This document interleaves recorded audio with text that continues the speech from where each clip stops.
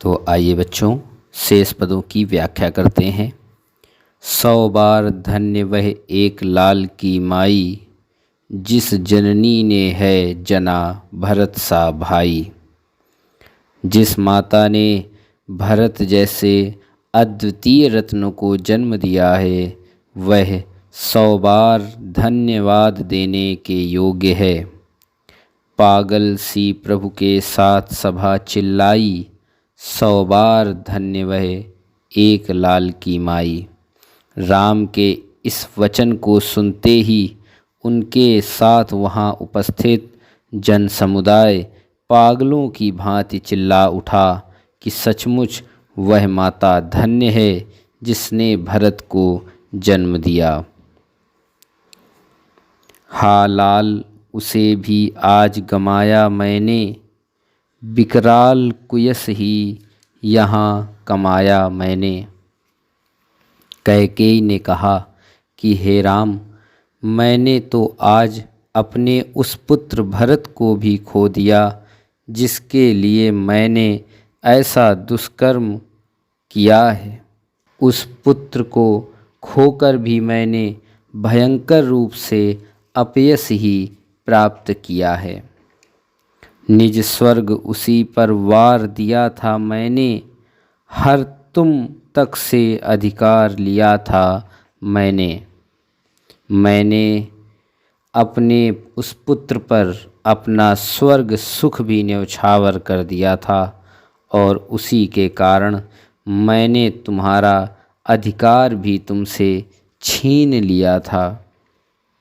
पर वही आज यह दीन हुआ रोता है, संकित तब से धृत हरिण तुल्य होता है।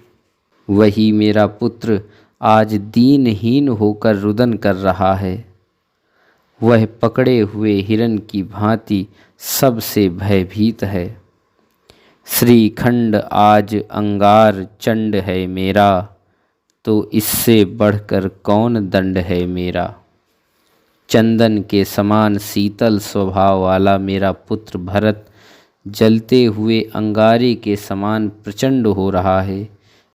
इससे बढ़कर दंड मुझ अभागी माँ के लिए और क्या हो सकता है कि मेरा पुत्र ही मुझसे कुपित है, अतः मुझे और बड़ा दंड ना दो। प्रस्तुत पद का प्रसंग कैकेयी राम से कहती हैं कि वह भरत की दशा पर दया करे और वापस वन से चले। वह अपने कृत्य पर पश्चाताप कर रही हैं और कहती हैं कि अब राम उसे और दंड ना दें। प्रस्तुत पद का काव्यगत सौंदर्य, भाषा साहित्य खड़ी बोली, शैली प्रबंध, अलंकार उपमा एवं अनुप्रास, रस शांत, शब्द शक्ति लक्षणा, गुण प्रसाद। आइए अगले पद की व्याख्या करते हैं। पटके मैंने पद पाणी मोह के नद में। कैकेयी कहती हैं कि मैंने अपने हाथ पैर मोह रूपी नदी में फेंके और पटके। जन क्या क्या करते नहीं स्वप्न में मद में। मेरा यह कार्य ऐसा ही था जैसे कोई व्यक्ति पागलपन में अथवा स्वप्न में व्यवहार करता है। हा दंड कौन, क्या उसे डरूंगी अब भी। अपने अपराध को देखकर मैं किसी भी दंड से भयभीत नहीं हूँ, क्योंकि मेरे अपराध की तुलना में कोई भी दंड अधिक नहीं है। मेरा विचार कुछ दया पूर्ण हो तब भी मेरा एक निवेदन है कि मेरे संदर्भ में इतना अवश्य किया जाए कि मेरी भावना को गलत ना समझा जाए। हा दया हंत वह घृणा, आह वह करुणा। अपनी व्यथा को आगे प्रकट करती हुई कैकेयी कहती हैं कि मेरे दोस्त की इस स्थिति में दया, घृणा और करुणा आदि सभी भाव व्यर्थ प्रतीत हो रहे हैं। वैतरणी सी हैं आज जाह्नवी वरुणा। आज गंगा और वरुणा भी मेरे लिए नरक की वैतरणी के समान सिद्ध हो रही हैं। सह सकती हूँ चिर नरक सुने सुविचारी। विचारवान व्यक्ति मेरी इस बात को भली प्रकार सुन लें कि मैं चिरकाल तक नरक की पीड़ा सहन कर सकती हूँ, पर मुझे स्वर्ग की दया दंड से भारी, परंतु स्वर्ग की दया मेरे लिए नरक के दंड से भी कठोर होगी। लेकर अपना यह कुलिस कठोर कलेजा, हे राम, मैंने अपने हृदय को वज्र से भी अधिक कठोर बनाकर मैंने इसके ही लिए तुम्हें वन भेजा। हे राम, मैंने अपने हृदय को वज्र से भी अधिक कठोर बनाकर तुम्हें वन भेजा था। घर चलो इसी के लिए न रूठो अब यूँ। अब मेरे उस हृदय की भावनाओं का विचार करते हुए अब अपने घर चलो, अब और अधिक न रूठो। कुछ और कहूँ तो उसे सुनेंगे सब क्यों। इसके अतिरिक्त यदि मैं कुछ और बात कहूँगी तो कोई भी उस पर विश्वास नहीं करेगा। मुझको यह प्यारा और इसे तुम प्यारे। कैकेयी कहती हैं कि हे राम, मुझे यह भरत प्रिय है और भरत को तुम प्रिय हो। मेरे दुगने प्रिय रहो न मुझसे न्यारे। इस प्रकार तुम मेरे लिए दुगने प्रिय हो। मैं इसे न जानूं किंतु जानते हो तुम, अपने से पहले इसे मानते हो तुम।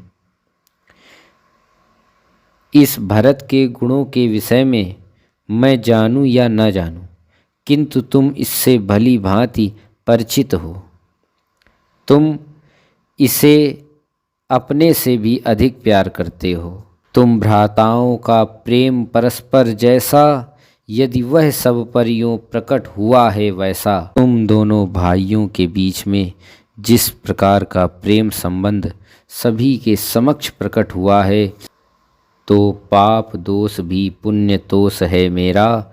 मैं रहूं पंकिला पद्म कोश है मेरा। से मेरे पाप का दोष भी पुण्य के संतोष में बदल गया है।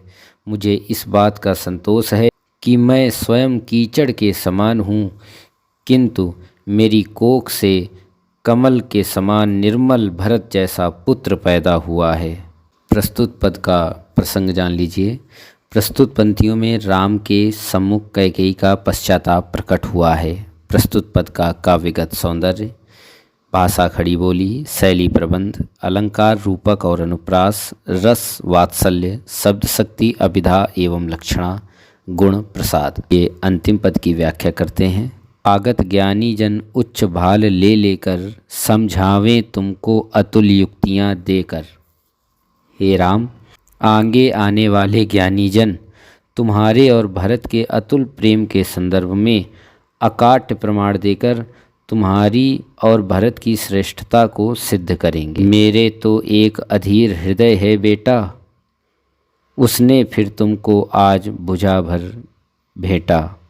मेरे भीतर माँ का वही अधीर हृदय है जो किसी प्रकार का तर्क नहीं चाहता। वही अधीर हृदय अब तुम्हें अपनी बाहों में भरकर घर लौट चलने का आग्रह कर रहा है। प्रस्तुत पद का काव्यगत सौंदर्य, साहित्यिक खड़ी बोली भाषा है, अलंकार अनुप्रास, रस वात्सल्य, छंद सवैया, गुण प्रसाद, शब्द शक्ति, व्यंजना। प्रसंग है कैकेयी अपने किए पर पश्चाताप कर रही हैं और अधीर बताकर राम से अयोध्या वापस चलने को कह रही हैं। तो बच्चों, इसी के साथ आज के इस वीडियो में पाठ 2 कैकेयी का अनुताप कविता समाप्त हुई। अब हम अगले वीडियो में पाठ 2 से ही जो गीत नामक शीर्षक है उस कविता का अर्थ अगले वीडियो में लेकर आएंगे। तो अभी तक आपने अगर हमारे चैनल को सब्सक्राइब नहीं किया है तो सब्सक्राइब कर लें तथा बेल आइकन भी दबा लें ताकि हमारे प्रत्येक वीडियो आप तक पहुंचते रहें। तो मिलते हैं आपसे गीत शीर्षक में व्याख्या को लेकर। तब तक के लिए जय हिंद, जय भारत।